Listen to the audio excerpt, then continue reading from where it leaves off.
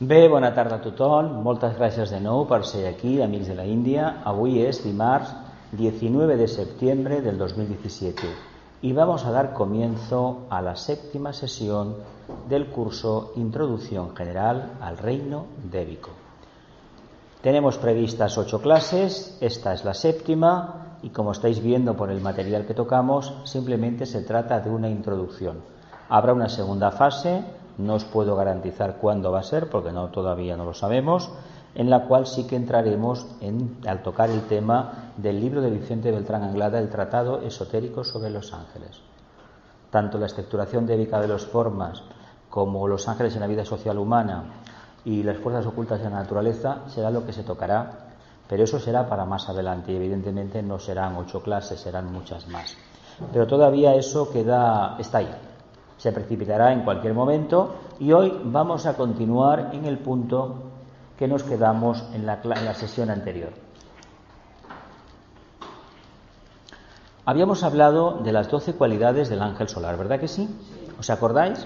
Y os dije que había escogido como patrón el libro de Torcón Saré de Arán, La gloria oculta del hombre, me parece, ¿no? El hombre o algo así. Luego lo veremos el título, la gloria oculta o la gloria espiritual, un título así. Perdonad que no me acuerdo muy bien del título, pero no importa. Está sacado de ese libro. Menos una parte que está sacada ni más ni menos, que no sé si nos dará tiempo a llegar hoy, que está sacada de una conferencia de Vicente Beltrán Anglada, que es relativa al ángel solar. Pero es una diapositiva que está muy para adelante, no sé si nos dará tiempo hoy, pero si no nos da, no os preocupéis. El mundo débico. Hablamos la primera clase, y también me habréis oído hablar en otros cursos, en otras conferencias, en otros lugares, que el reino débico es nuestro hermano gemelo. Es la segunda evolución, el logos se manifiesta a través de 2 evoluciones como conciencia, una es la conciencia constructora y la otra es la conciencia capaz de interpretar la manifestación divina. Al Deva no le toca pensar, solamente construir las formas a través de las cuales la divinidad se va a manifestar. Y el Deva ha construido estos vehículos a través de los cuales nosotros nos manifestamos. De hecho, todo lo que conocemos en el círculo no se pasa del sistema solar está construido por los Devas. Lo mismo cabe decir con respecto al círculo no se pasa del logos planetario. Pero como eso lo tocamos en los misterios de Shambhala, eso lo dejamos para más adelante.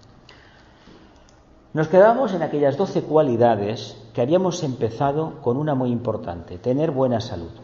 12 cualidades que equivalen, podemos hacer una analogía, una simetría, a los 12 pétalos del corazón, es decir, a los 12 signos zodiacales, a las 12 oportunidades que tenemos, ni más ni menos, de manifestar el alma. En definitiva, estamos hablando del trabajo de Hércules a través de la rueda zodiacal, de las 12 constelaciones. Lo que sucede que sí que os pido que para entender el trabajo de Hércules relacionado con las 12 cualidades del ángel solar, olvidémonos del horóscopo nuestro y de nuestra propia carta astral.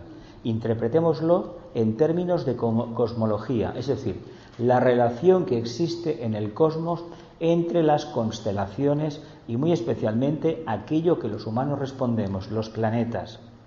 Nosotros no respondemos ni al signo ni a la constelación. Al signo muy poco, a la constelación casi nada, pero sí que respondemos habitualmente a los planetas que tenemos, ortodoxos, esotéricos y jerárquicos. Esto lo debemos tener en cuenta. Y muy especialmente conocer los triángulos de constelaciones. Como estamos bajo el signo de todavía, porque el día 22 por la noche a las 10:01 entraremos en un nuevo triángulo de constelaciones que manifestará el tercer rayo, que es lo que manifiesta Libra. Pero como estamos en Virgo, está el tema del segundo rayo. Y os dije ya en la anterior clase, o la penúltima, que más ni menos el proyecto de las 12 cualidades del ángel solar responde al patrón crístico, al patrón del segundo rayo. Porque acordaos de que el logos, en su estado de conciencia arquetípica, que para nosotros es inimaginable, en un momento determinado, atiende la llamada de evolución de un grupo de sus hijos que quieren ni más ni menos expresar algo más. Ese llamado es atendido con la emanación de los ángeles solares, unos altos iniciados que estaban trabajando con el logos y que en un momento determinado se ofrecen voluntarios para seguir adelante el proyecto del logos planetario. ¿Entendemos? Logos planetario, logos solar. No vamos a distinguir quién movió, quién invocó a los ángeles solares, porque en realidad fue la respuesta fue del ángel del logo solar. Pero esto es un tema, como he dicho muchas veces, que se nos puede escapar a la comprensión. Quedémonos 12 oportunidades de evolución, 12 trabajos de Hércules y 12 aspectos que inexorablemente debemos manifestar. Nos quedamos en las últimas sesiones con el tema de la belleza, porque cuando hablábamos de los rayos, ¿os acordáis? Estamos todavía por el segundo rayo, ¿os acordáis, no? Pero como me habéis visto hablar de los rayos en otros lugares, y lo he hablado varias veces, no una, sino 3 o 4 o 5 veces, he hablado de todos los rayos en varias conferencias, el rayo que sustenta y expresa la capacidad evolutiva del logos solar y del logos planetario y de nosotros como almas encarnadas es el cuarto rayo. ¿Por qué? Porque es la emanación de los 3 rayos de aspecto. Por lo tanto, quien sintetiza las energías de los 3 superiores y asume las expresiones de los inferiores es el cuarto. El cuarto está en el centro, equivale al chakra cardíaco, al átomo búdico permanente, a la intuición, la captación intuitiva, pero no es exactamente el principio voluntad al bien. Pero de todas maneras, eso forma parte de un aspecto de la filosofía esotérica que tocaremos más adelante, que de hecho ya lo tocamos en el tema del alma cuando nos referimos a la cuarta iniciación. Ahora la meta humana es vivenciar el punto neutro o el corazón, teniendo en cuenta que el corazón está por encima del diafragma. No lo confundamos ni muchísimo menos se nos ocurra con el plexo solar. Sí que os dije que lo que había hecho Vicente, nos quedamos en el tema de la belleza. Y os insistí que este libro en concreto, que es un libro maravilloso, prácticamente habla del tema de la belleza, porque Torcón, como os dije, es un grandísimo divulgador de la obra esotérica de Bailey, de Blavatsky, de Roerich y de muchos más. Pero quedémonos con el tema de la belleza, porque una de las cuestiones que una conciencia meridianamente orientada al servicio puede expresar y debe expresar es la belleza. La belleza entendida, no me pongo una chaqueta de color azul que haga juego con los zapatos amarillos o lo que sea, no va por ahí la belleza. La belleza es la radiación del corazón, la capacidad de expresar el corazón, lo que hablé el otro día en Breda, en la Branca Fraternidad. Por lo tanto, ese es el tipo de belleza que el ser humano manifestará, y esa es la belleza, condición sine qua non para acercarnos conscientemente al reino débico. Los devas huirán de nosotros si no expresamos armonía. Por lo tanto, ¿qué significa esto? Que los problemas que tengamos, por muy elevados que nos puedan parecer, en el fondo responden al patrón de la desarmonía, es decir, de la carencia de belleza. Cuando el contacto arquetípico con el alma se expresa a través de armonía, de continua adaptación y sobre todo de una capacidad increíble de saber estar en cada circunstancia de la vida, quiere decir que el alma se está manifestando. Por lo tanto, el arquetipo de la belleza ya lo llevamos dentro, ya lo estamos trabajando. Y aquí Torcón dice lo siguiente: el embellecimiento es una de las fases del cuerpo físico en el proceso de adaptación a la esencia divina. Lo que sí sabemos, los que llevamos unos años meditando, es que a medida que pasan los años, las facciones del rostro se suavizan y donde antes había tensión emocional, aparece un aspecto de bondad y de relajación, un aspecto armónico. Evidentemente, se está diciendo que ni más ni menos la meditación, una vida dedicada al estudio y a la propagación de la conciencia, acaban conformando un cuerpo físico armonioso acorde al canon que está expresando mentalmente. Por lo tanto, quiere decir que si focalizamos la conciencia arriba, al final vamos a transformar el vehículo físico, el emocional y, por supuesto, el mental también. Aquellas personas que no consiguen a nivel emocional sublimar sus emociones y convertirlas en aspiración, se les puede ver muchas veces en los ojos, en la expresión del rostro, cierto grado de tormento, de desesperación, de depresión, de estrés, etcétera, etcétera. Todo esto lo habéis contemplado, ¿verdad? Sin embargo, cuando hay momentos de quietud, se manifiesta la gloria interna. Por lo tanto, apostemos siempre por la búsqueda interior. Primera etapa es ni más ni menos el cuerpo físico. Dice, la belleza emocional se expresa como relaciones humanas correctas, positividad, amor y magnetismo.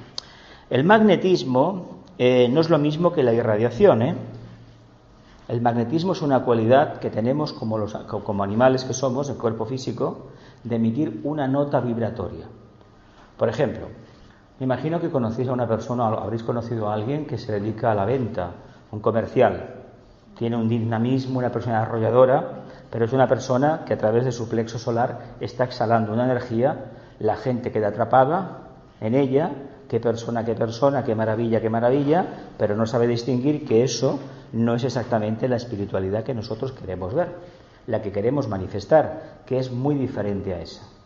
Es aparentemente más apagada, pero es muchísimo más estable, porque a mí me parece bien, entre comillas, que nos vengan vendiendo algo, pero que acabes comprando algo que no necesitas, indica que el magnetismo de esa persona, de esa conciencia, es muy poderoso.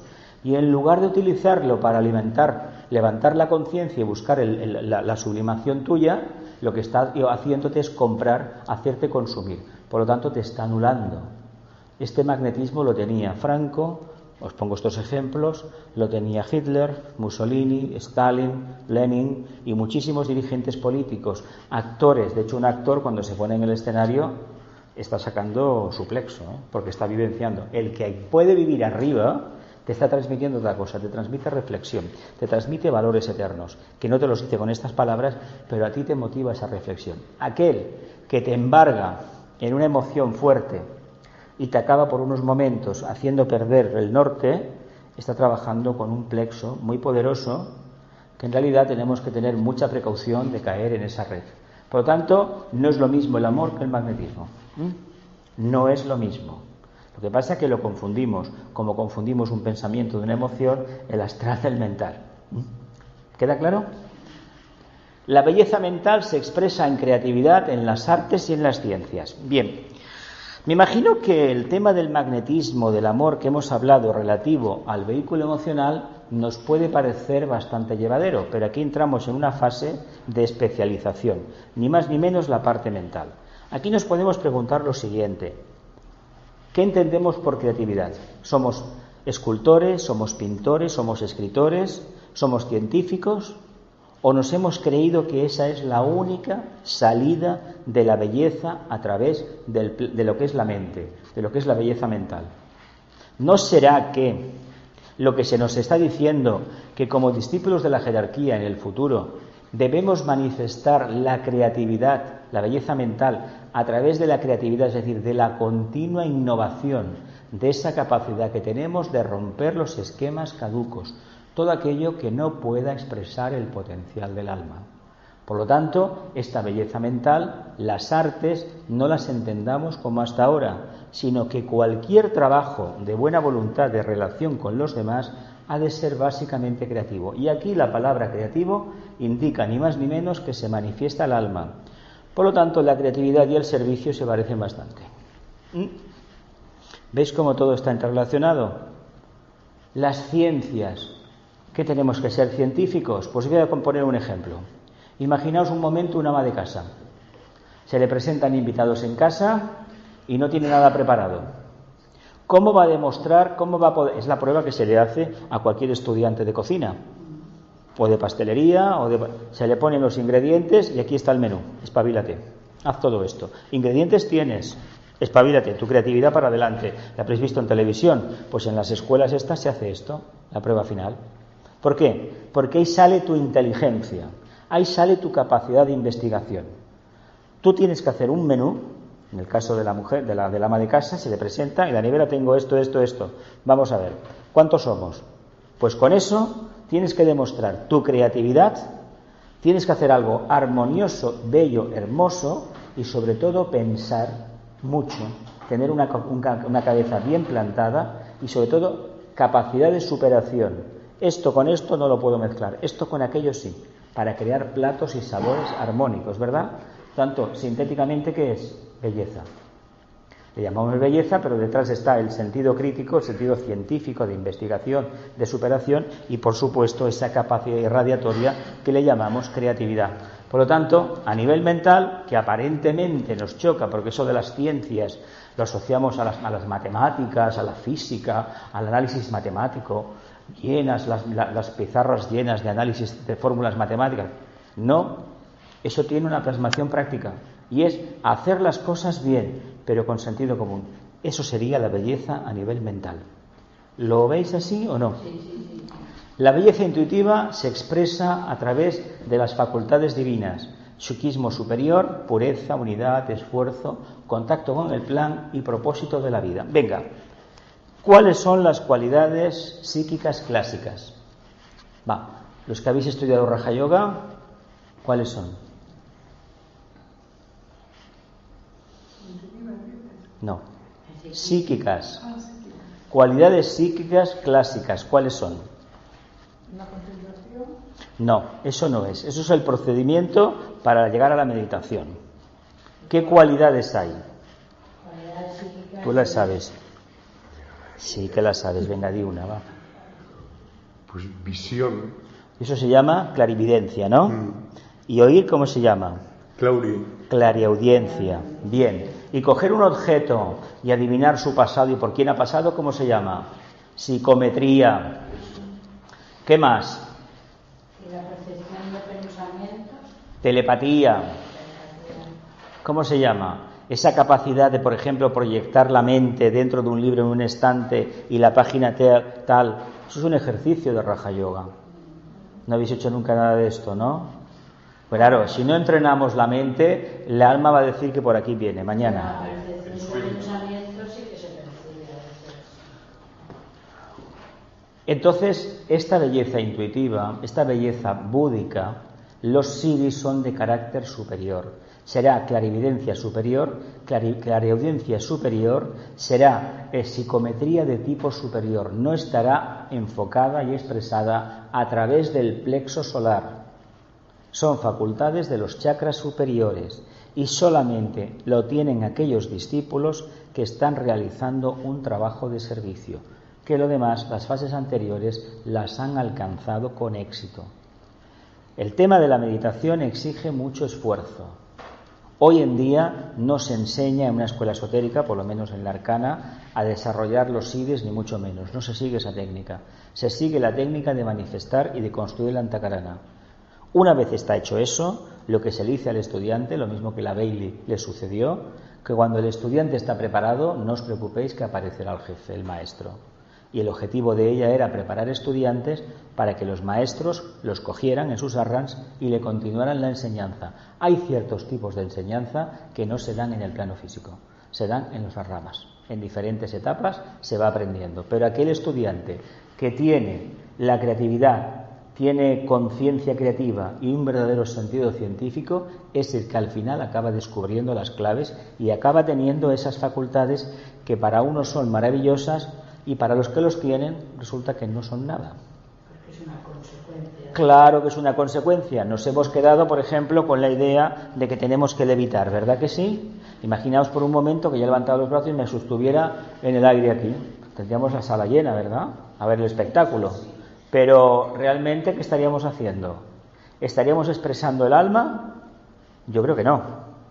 Porque la gente que vendría a ver el espectáculo, el circo, de conciencia tendría menos que yo en este caso. ¿Entendemos el tema por dónde va? Ahora bien, hablar de una expansión de conciencia, eso realmente es difícil de entender porque se supone que se expresa a través de un cambio positivo maravilloso. Los cambios, acordaos cuando nacimos, que fue un cambio radical como conciencia. ¿Cuántos años tardamos en recuperarnos del nacimiento? Es decir, ¿cuántos años tardamos en tener conciencia? 7 años en tener conciencia, no te creo. Yo conozco gente con 50, 60, 70 que todavía no la ha encontrado. Por lo tanto, no saben dónde están. Si están muertos o están vivos. Son los otros. ¿Entiendes lo que te digo? O manifestamos ese arquetipo de belleza creativa o realmente seguimos estando muertos. Y en el sendero lo que se trata es de salir precisamente del cementerio, que es lo caduco, la línea de menor resistencia. Entender el mito de la caverna de Platón. ¿Te acuerdas de la caverna de Platón? Que estaban en la oscuridad viendo la sombra y qué bonito, qué bonito, qué bonito. Dicen, no, oye, que esto es lo falso, que lo bueno es lo que está afuera. No, no, idiota, que eso no, que es aquí. Estamos en la caverna. La película. La película no, el mito de la caverna de Platón. Dice, la belleza átmica se expresa a través del poder sobre los elementos. Bien, poder sobre los elementos. La belleza átmica equivale a una etapa de alta iniciación. Vamos a dejarlo en una quinta iniciación. Un maestro puede invocar a las huestes angélicas para que llueva, para que se produzca un movimiento en los éteres a través de un viento, pero nosotros, de hecho se sabe que todavía queda un poco de magia lemur, y se hablaba, Vicente lo explica en algún libro, que los aborígenes australianos podían invocar la lluvia, porque hay unos elementales, unos devas inferiores, involutivos, que todavía responden a esos llamados del ser humano y pueden generar lluvia. Pero claro, el ejemplo más claro lo tuvimos este año, me parece, cuando se pidió que se invocara para la lluvia en cierto país de América, y a las pocas semanas se tuvo que decir que no se hiciera porque estaba lloviendo demasiado. A ver, nos pasó. Por lo tanto, es preferible no invocar lluvia, la gran invocación, y que los devas decidan lo que van a hacer, no nosotros, porque evidentemente si queremos ver un resultado concreto, con toda seguridad que nos equivocamos. Si la gente que va a las mezquitas o los templos a pedir por la humanidad, hace bien, parece una cosa abstracta, inconcreta, pero es mejor pedir así genéricamente por la humanidad, sin ponerle nombre, figura y lugar, que no hacerlo, porque el problema que tenemos es que si concretizamos, lo que vamos a hacer es equivocarnos radicalmente, porque si concretizamos estamos sacando la personalidad, el yo inferior, que es la antítesis del yo superior, del alma. Por tanto, olvidémonos. Por eso estos siddhis, mejor que no aparezcan hasta que el alma no haya tomado plena posesión de su naturaleza inferior. De hecho es así. En el ashram no te quieren si tienes esos poderes. Imaginaos que haces así con la mano y la silla se mueve. Mira qué bien tú. Tienes un elemental al lado que lo tienes, como en las películas de Harry Potter, amaestrado, ¿verdad? ¿Cuánto tardará este elemental en venir en contra tuya? ¿Cuánto? Acordaos de esa serie de películas, lo que le pasa cuando un día le da las gracias y automáticamente dice, ¿cómo? ¿Me has dado las gracias? Ya verás, a partir de ahora ya no me coges. ¿Ves cómo funciona? Parece una broma, pero no lo es. Así que esto de la belleza átmica equivale a una etapa muy avanzada. La belleza monádica se expresa como inmortalidad consciente o continuidad de consciencia. Vicente le llamaba a esto conciencia cósmica. Él nos llegaba a decir en sus obras que era consciente las 24 horas del día. Y de hecho el objetivo que hay a la larga es que sepamos perfectamente, estoy aquí, llega la noche, voy a la cama, mi cuerpo está durmiendo, pero yo estoy en el plano astral, en el mental, donde esté, pero soy perfectamente consciente de dónde estoy y por lo tanto no hay ruptura de conciencia. Nosotros el gran problema es que cada día morimos,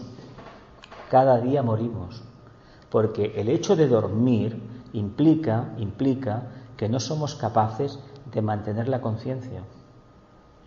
El hecho de meternos en la cama y no saber lo que ha sucedido, incluso a veces te levantas y no sabes ni quién eres, pongamos el caso, hasta que hay gente que le cuesta a veces muchísimo reaccionar, se sientan en la cama y esperan que pasen unos minutos para ver qué ha sucedido, porque es un choque fortísimo estar en un mundo donde sea, que se está muy bien o como se esté, y automáticamente suena el despertador y es un shock traumático. Volver a caer aquí. Y la reacción es muy lenta.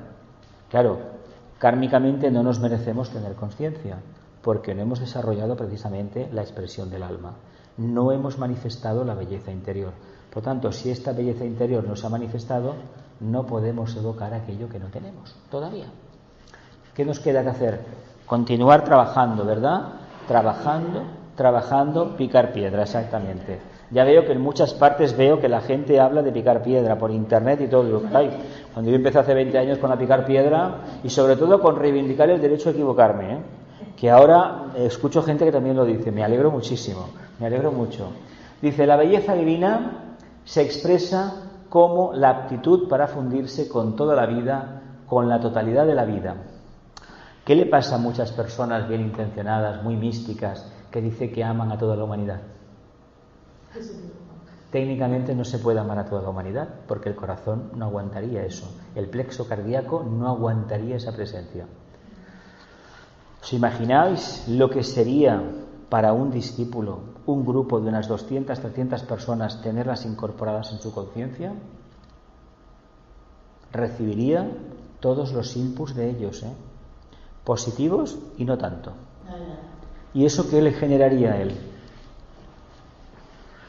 Ha de tener una fuerza muy grande interna, un contacto muy grande con el alma para no perder el norte y sobre todo para no sufrir las consecuencias y somatizar ningún problema. Pero eso, ¿qué quiere decir exactamente? Porque una persona normal, ¿cuántas personas puede tener en su corazón? La familia, los amigos, ¿te lo piensas eso? Mira, te lo cuento más claro. Yo he somatizado muchísimos problemas, me han pasado muchas cosas desde que tengo grupos, precisamente por hacer el trabajo de incorporar dentro de mí, de mi aura, del trabajo grupal, proyectar. A un discípulo lo quieren por la capacidad que tiene allí donde va de irradiar y de ir poco a poco aquellas personas que conoce, que las tiene en contacto, tenerlas bañadas en luz o en amor. Yo os he dicho varias veces que de vez en cuando me vienen imágenes de gente y que ¿para qué te viene? ¿Para hacer, mira, estoy aquí? No, para que le ayudes. Para que le ayudes. Pasa que son muchos detalles personales de mucha gente y no merece la pena ni tocarlos. Pero sí que es cierto que he podido comprobarlo con el tiempo, incluso a través de llamadas telefónicas, de correos. Oye, el día tal a tal hora me pasó esto, te vi de esta manera. Al cabo de un tiempo la respuesta, ese día me pasó esto, ¿cómo te has enterado? Hace el año pasado 2, una noche, una persona que venía aquí, pues la veo. Bueno, al día siguiente pongo la tele, mira por dónde sale un canal de televisión de Barcelona que salía la lista de los difuntos del día, el padre de ella. Me ponió un WhatsApp, oye, tu padre, dice, no, ¿cómo te has enterado? Digo, mira, casualidad. No existe la casualidad. Esto tú lo sabes, esto funciona así. A ver, ahí esta conexión existe y a medida que vas avanzando en el camino se hace mayor. Por lo tanto, el que sí trabaja así, ¿qué le sucede? Que recibe más presión y mantener la verticalidad es muy difícil. ¿Por qué te crees que algunos de ellos que tienen esta capacidad tan grande no quieren tener contacto con la gente? Están siempre como recluidos, salen muy poco, se mezclan muy poco, apenas hablan, solamente la clase y se van, ¿verdad que sí? Precisamente por esto, porque a medida que meditas y llevas grupos te hipersensibilizas. Y claro, lo que no quieres es quedarte anulado para el servicio, porque ante todo es el servicio, estés como estés. Si tú te pasas en el estado, en la situación de contemporizar demasiado con los demás, es decir, demasiada vida social, ¿qué sucede? Que pierdes la cualidad de irradiar. Por lo tanto, has de mantener una distancia física y mental concreta, no de corazón. ¿Queda claro? No pasa nada. La belleza suscita belleza y el nacimiento de esta es el nacimiento del yo, la manifestación.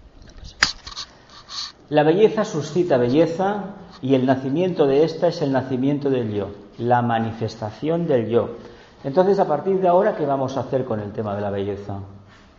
¿Nos vamos a empeñar definitivamente a expresarla en el día a día o vamos a pensar que con tener la casa pintada de colores armónicos, teñirme el pelo de vez en cuando, un nuevo look, cambio la ropa, etcétera, etcétera, ¿creéis que eso es indicio de belleza interna?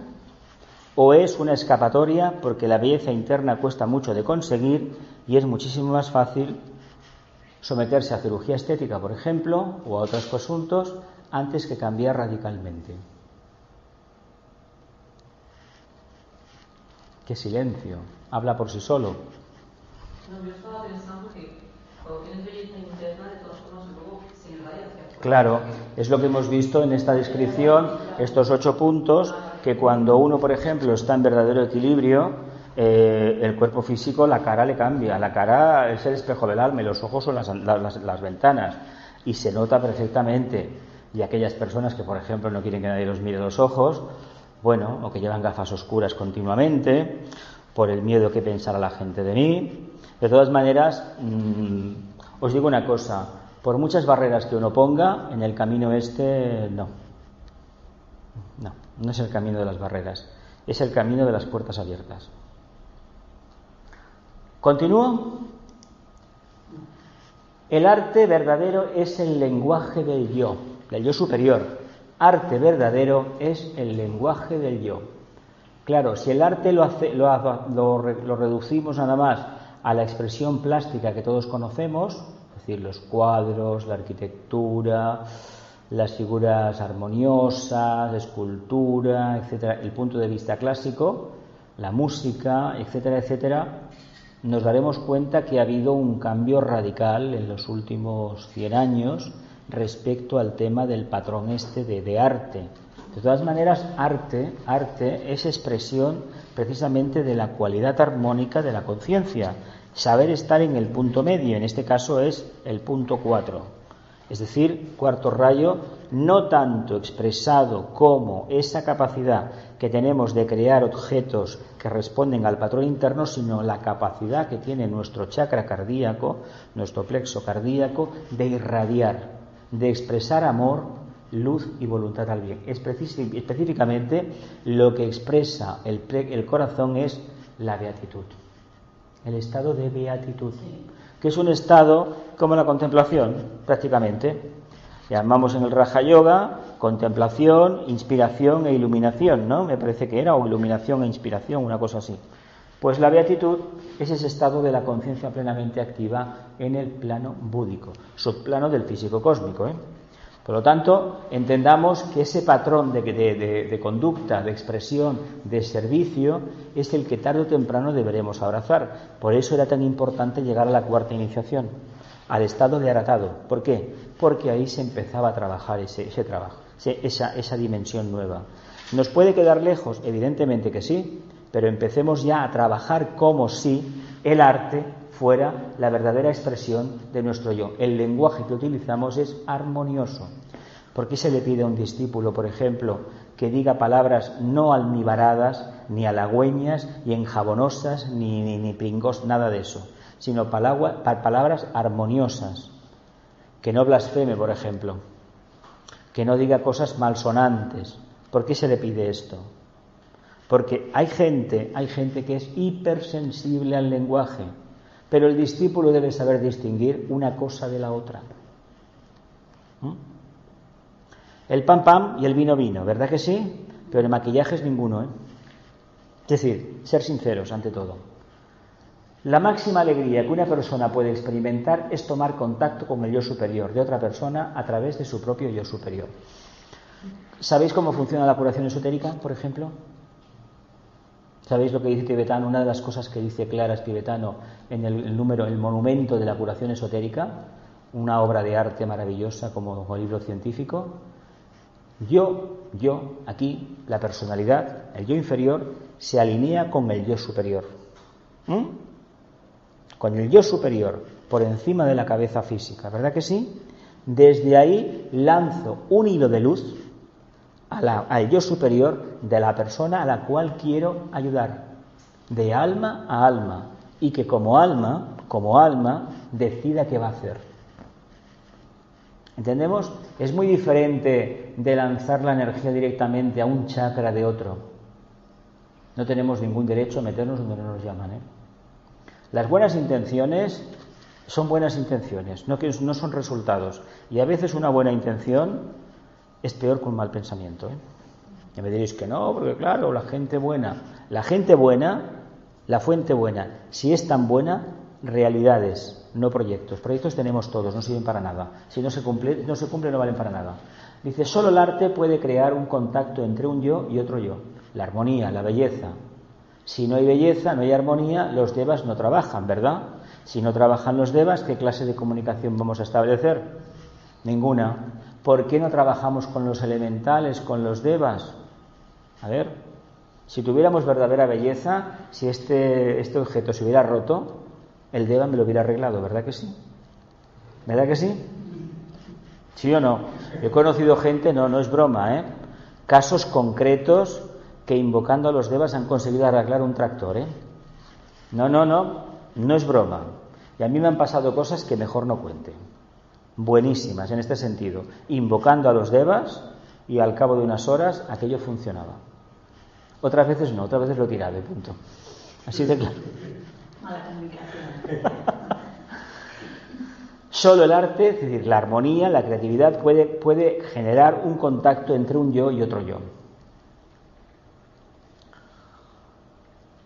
El arte abstrae a la conciencia de las interferencias de la personalidad y pone al yo individual en contacto con el otro yo o con el yo superior.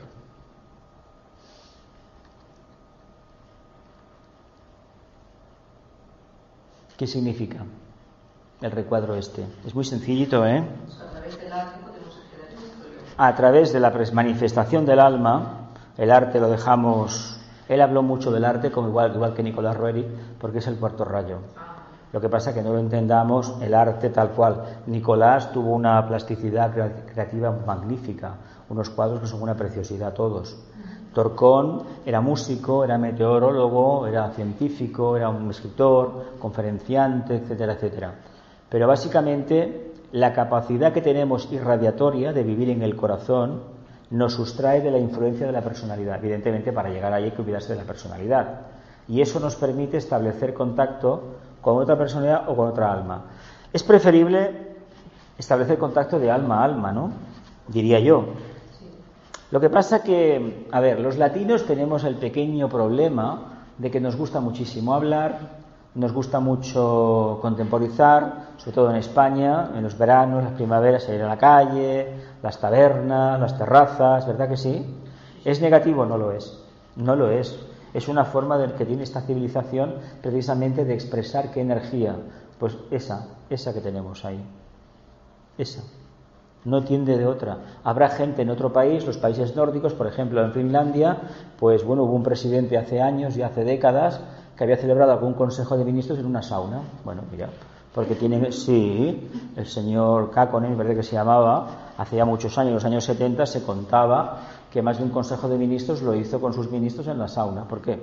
Bueno, pues porque la sauna para ellos era ese sitio donde uno va y precisamente se sincera. Y además, fíjate, sin ropa, con lo cual quiere decir que la personalidad se quedó fuera.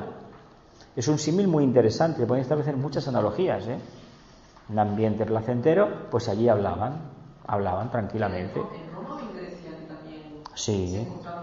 De hecho, los filósofos en los baños hablaban. Claro, iban. De hecho, en Éfeso, por ejemplo, todavía se conserva la biblioteca que estaba al lado del gimnasio. Y bueno, están las marcas en el suelo que llevaban al prostíbulo. Que habéis estado allí, en Éfeso, se ve todo eso. Es decir, era una civilización de sibaritas. El pueblo vivía como vivía, pero los patricios tenían estas capacidades, por ejemplo, de buscar a un rapsoda que recitaba poemas, otro que tocaba la lira, y otro que a lo mejor pues daba una disertación filosófica o hablaba de los dioses. Mira, eran más ultimados que ahora. Bueno, esto es como Hyde Park, que va gente, lo que vimos en Madrid en la plaza de la Puerta del Sol, aquellos que hablaban de forma, catastrofista, que nos arrepintiéramos, que el fin del mundo venía y que Cristo estaba muy enfadado, pues es una expresión. En Hyde Park tienen costumbre de ser unos minutos y sueltan su discurso y se va y viene otro, y quien quiere te escucha y quien no. Eso es libertad, eso es tener la conciencia abierta. Por lo tanto, no nos queda más remedio que vivir en esa etapa de conciencia elevada. Dice, solo el contacto verdadero con el yo superior se refiere, causa sublimación y armonización dentro de nuestros vehículos. Es lo que hemos visto antes, ¿os acordáis? Lo que hemos visto antes a nivel físico, emocional, mental, búdico, átmico, monádico y divino, ¿os acordáis?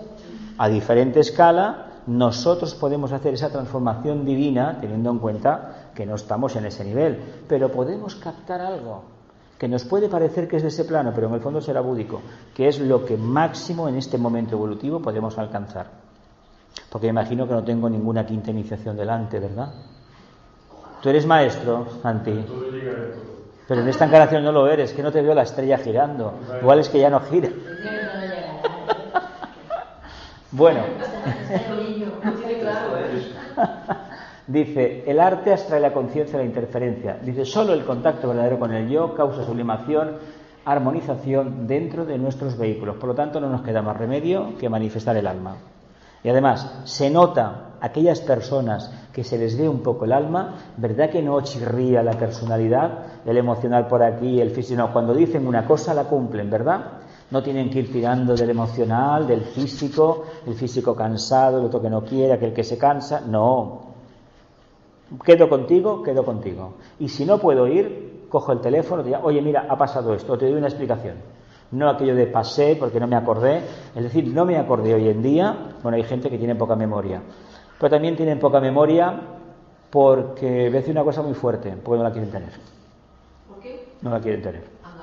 Cuando uno no quiere, yo he conocido gente que cuando no quiere, que no quiere los compromisos y se olvida de todas las veces que ha quedado contigo. Por mucho que se lo apunte en el móvil y mira que le suena la alarma, la paran.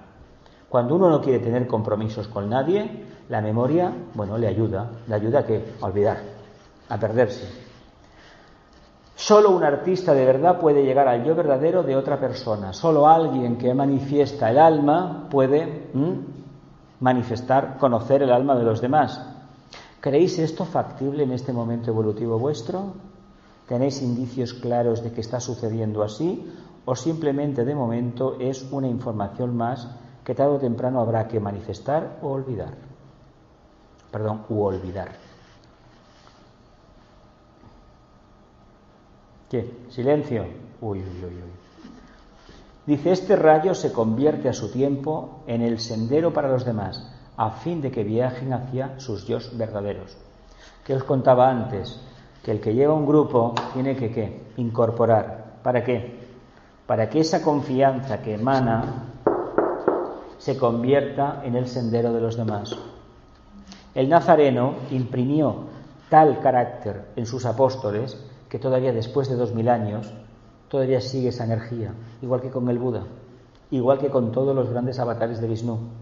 Imprimieron tal energía, tal capacidad irradiatoria, que han ido convirtiendo artistas, es decir, seres que manifiestan la conciencia, que manifiestan la vivencia búdica. Y eso es lo que nos alimenta en el fondo. Y cuantos más haya en todo el planeta estará mucho mejor. ¿Continúo? ¿Tenéis alguna pregunta de esto? ¿No? ¿El arte de vivir? ¿Eh? ¿El arte de vivir? El arte de vivir, sí. ¿Qué es el arte de vivir? La gloria del ser y el arte de vivir era, ¿no? Un libro de Krishnamurti, ¿era o no? Sí, el arte de vivir. El vivir en armonía. Es la armonía. Pero ¿qué es vamos a ver ahora, olvidémonos de Krishnamurti, no existió, vamos a ver, no sabemos que existe. ¿Qué es el arte de vivir? Pues es vivir en armonía, como yo lo entiendo, vivir en armonía. Hay un libro de un filósofo que hace años, bueno, era los años antes de la muerte de Franco, era muy conocido, el Erich Fromm, ¿os acordáis de él? No sé si era húngaro o de dónde era. Tenía miedo a la libertad y el arte de amar, el arte de estimar, yo lo leí en catalán, creo. Y bueno, en el arte de amar y el miedo a la libertad explicaba diálogos, reflexiones muy interesantes, eran libros pequeños, si los podéis conocer en internet están gratis. Por lo tanto, eran reflexiones de alguien que no creía en la trascendencia, no era de la línea nuestra, pero con un lenguaje muy sencillo decía muy claramente lo que significaba el arte de amar. ¿Os acordáis de la ciencia de las emociones, que no hemos acabado todavía, de Bhagavan Das? Luego tenía otro libro, La ciencia de la paz. ¿Os acordáis del problema de las emociones con las dualidades? Pues bien, todo eso se soluciona, se desintegra, aquellos virtudes y vicios. ¿Os acordáis de aquellas listas que os llevé? 28, 34, ¿os acordáis todo aquello? Que estuvimos una semana y dale que te pego y venga y tenemos que volver otra vez.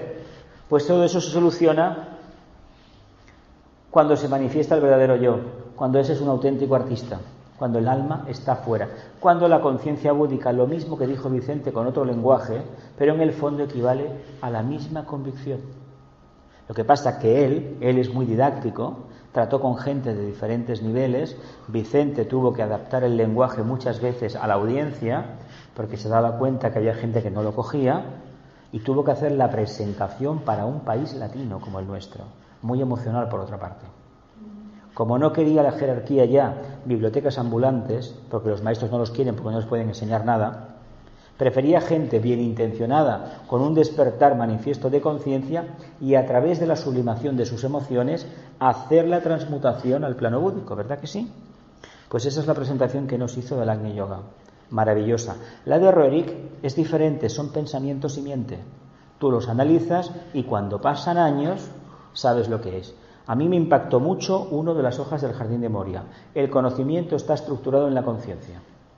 Además, me tocó en la Arcana, cuando yo entré, ya lo conocía el libro y me tocó estudiarlo un tiempo. Y francamente piensas, al final sé qué significa que el conocimiento está estructurado en la conciencia, porque es la conciencia. Cuando la conciencia se expresa, tiene un carácter integrador. Eso es conocimiento. Conocimiento del medio. El arte de vivir es expresar el alma, creo. Exactamente, es expresar el alma. Básicamente es expresar el alma. Esto como el tema de la libertad. A ver, el tema de la libertad se recurre muchísimo a él, pero hay una trampa en la pregunta increíble. Esto es como el tema del amor. ¿Habéis leído todos esa joya maravillosa A los pies del maestro? Pues bien, va de la primera a la cuarta iniciación. ¿Cómo? ¿En 100 páginas? ¿En 80 páginas? Claro que sí. ¿Cómo vas a abrir el corazón? Esto que hemos visto antes, y meter una parte de la humanidad o a tu país, por ejemplo, esa gente que dice que ama tanto Cataluña, Francia, España, Euskadi, Estados Unidos, ¿verdad que sí? Es que yo por mi país, tú por tu país a nivel de plexo vas a hacer lo que tu conciencia inferior diga, pero tú desde el corazón no amas a tu país. Lo digo abiertamente, ¿por qué? ¿En qué me baso? Porque eso no se dice, eso se expresa, se irradia. Y cuando en un país hay grandes dualidades, porque todos los países de la Tierra existen, uno mantiene el silencio porque comprende cómo funciona el país y sin embargo sigue irradiando. La libertad, por ejemplo, una nota, un tema que sale continuamente, que si soy libre, que si tengo deseos. Vamos a ser sinceros. ¿Dónde estamos en este momento nosotros? Desde el punto de vista de la evolución. Sabemos que estamos en Barcelona, un pequeño chakra de tercer rayo de la Tierra, muy bonito, todo eso lo sabemos ya, ¿no? Perfecto, bien. Pero a nivel de conciencia, ¿en qué punto nos encontramos de nuestra evolución como almas, de conciencia? ¿Cómo? En un punto donde la dualidad nos atenaza todavía, ¿verdad? Tenemos momentos de lucidez en los cuales manifestamos esta creatividad maravillosa, que es la expresión del alma nada más, y somos capaces de difuminar la dualidad. Vamos, hacernos insensibles a la misma. Es decir, la hemos integrado y en momentos casi siempre ya no la expresamos. Bien, de acuerdo. ¿Somos libres, de verdad? Porque ¿qué es la libertad en último extremo? Venga, no os calléis. Santi, ¿qué es la libertad? Pues no matar al otro. No matar al otro. No negar al otro, en todo caso. No negar al otro. ¿Qué es la libertad? Va. ¿Puedo decirlo bien? ¿Expresar el alma? Expresar el alma, pero di algo más, ya lo has dicho antes. Algo más. Tienes una mente que, si fuiste a la universidad y si estudiaste una carrera, no la acabaste, pero la estudiaste, quiere decir que tienes capacidad, por lo tanto, saca algo más. La libertad de decidir. Libertad o la capacidad que tiene uno de autodeterminarse, se decía antiguamente. Yo me acuerdo en el bachillerato antiguo nos decían que era eso. Pero la libertad es una emanación de la conciencia. Y la verdadera libertad, lo hemos visto ahí un poco atrás, no es del plano físico, no es del cuerpo emocional, ni del cuerpo etérico, físico-etérico, ni del cuerpo mental inferior ni superior. Es más para arriba. ¿De dónde viene entonces esta libertad? ¿Del cuerpo búdico o del cuerpo átmico? Es una cualidad de la mónada. Por lo tanto, mientras no estemos en el plano, seamos sensibles vía centro cardíaco a lo que es el plano búdico, de la libertad que ni se os ocurra hablar, filosofear. ¿Por qué no queremos filosofar o filosofear? Creo que es filosofar. ¿Por qué no que queremos hablar de ese tema? Porque estamos en una trampa continua. Porque estamos hablando desde el punto de vista de la personalidad. Y la libertad es ni más ni menos aceptar plenamente la manifestación divina. Mientras, esto es como el karma. El karma, quien tiene la última palabra, es la mónada. ¿Dónde está el registro de todo? La mónada, la tríada espiritual, los vehículos de la mónada triádica. ¿Por qué es tan importante que reflexionemos sobre eso? Desde esta perspectiva, por ejemplo, a 2.000 metros, se ve un panorama. Si subimos a 8.000, el punto átmico, ¿qué se va a ver? La curvatura plena de la Tierra, ¿verdad? ¿Verdad que sí? Y si nos fuéramos al plano de la mónada, ¿qué veríamos? Al planeta fuera, ¿verdad? ¿Verdad que sí? Sin embargo, nosotros estamos dentro como conciencia.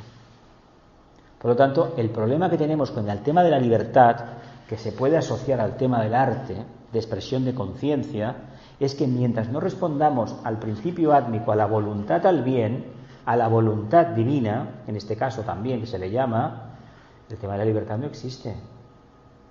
A ver, hay que trabajarlo a nivel mental, pero estarse toda una tarde discutiendo que si el apego, que si la libertad, que si no sé qué, que si no sé cuánto, puede que engorde el yo inferior, pero no va a revelarnos nada nuevo.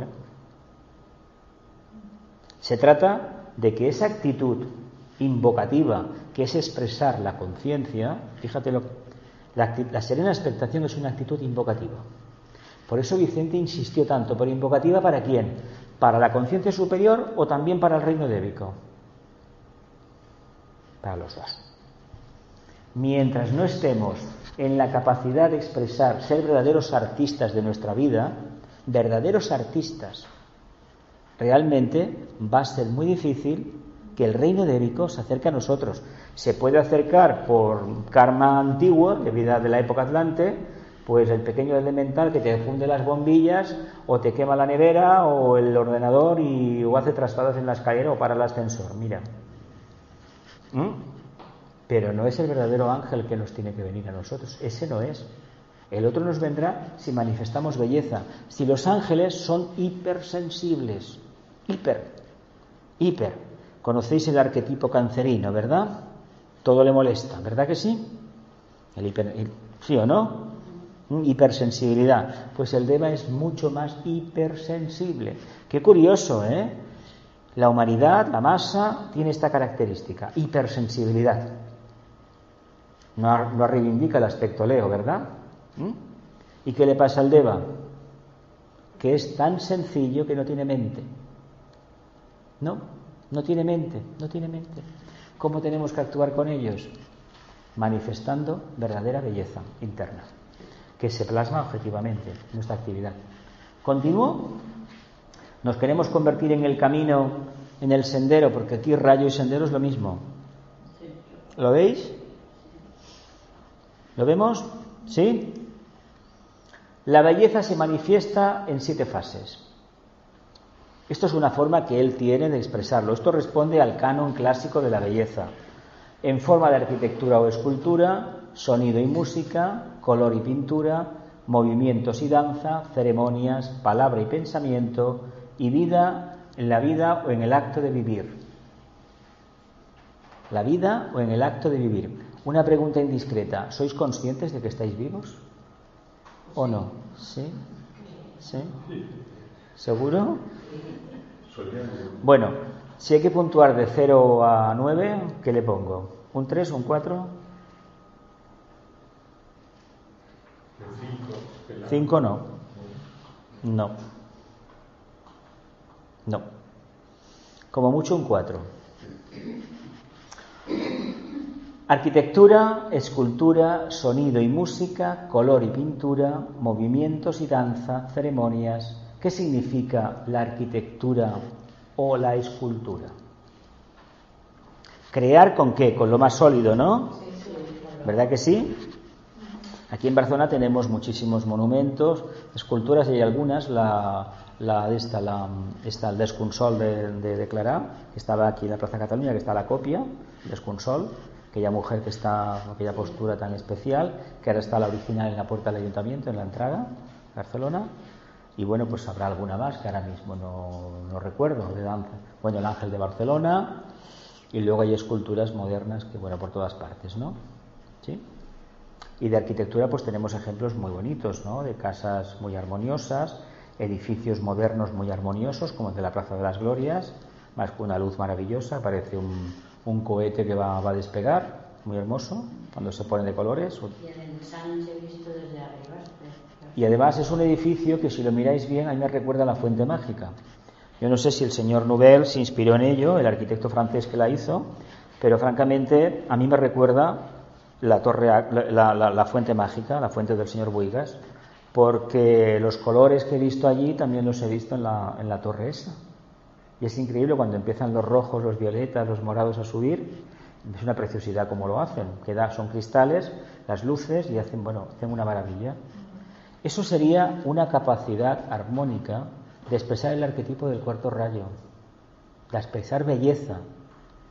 Y luego dice, el sonido y la música que es en el fondo un conjunto de sonidos armónicos, ¿verdad que sí? No es lo mismo hacer ra, ra, ra, que hacerlo de forma armónica, ¿verdad que sí? ¿No habéis visto una persona que con 2 palos y una caña en el metro antes había gente pidiendo, hace ya muchos años, que unas cañas de estas de la Riera, pues hacía unos movimientos, y pues caramba, pues tiene gracia esto, ¿no? O con una guitarra de feria, pues a pesar de lo rudimentario de estas de feria, de las tómbolas, de lo rudimentarias que son, unos sonidos armónicos. Yo tuve una experiencia en el corredor que hay entre la línea 3 y la 1 en Plaza España, con un violín que francamente era para que, bueno, me callaré.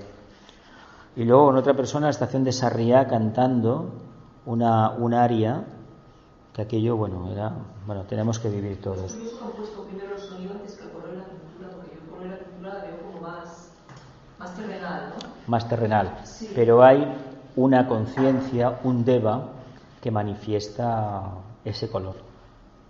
De hecho, la belleza en el arte es una continua invocación.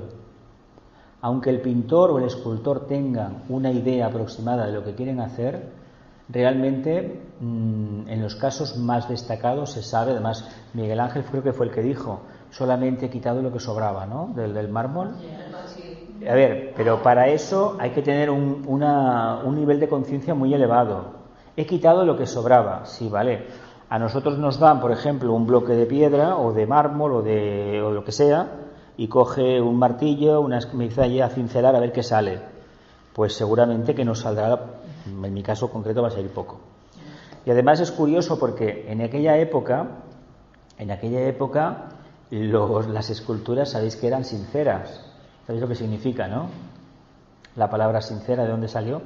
¿Sabéis o no? Sincera, sí. Que no tenían cera para tapar los desperfectos del artista, porque lo que se solía hacer era que, como el canon se perdió en cierta medida, pues martillazo por aquí, un esconchón, le ponemos cera, y entonces se decía, es sincera.